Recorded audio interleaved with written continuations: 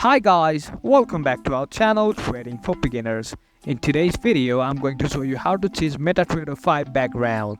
So, without further ado, let's jump right into the video. Firstly, open your MetaTrader 5. After that, click on Charts. As you can see, it is on the candlestick format right now. To change it, all you gotta do is click on Settings and click on Charts. Now, just choose another chart, for example, bar chart or line chart.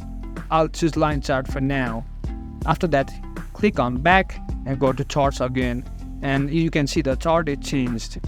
That's how you can change MetaTrader 5 background. It's easy and simple. That's it for today guys. If you find this video helpful, then don't forget to give thumbs up, comments and feedbacks will be appreciated. Subscribe to our channel and don't forget to hit the bell icon so that I can come up with new videos like this. Until then, have a great time and thank you for watching.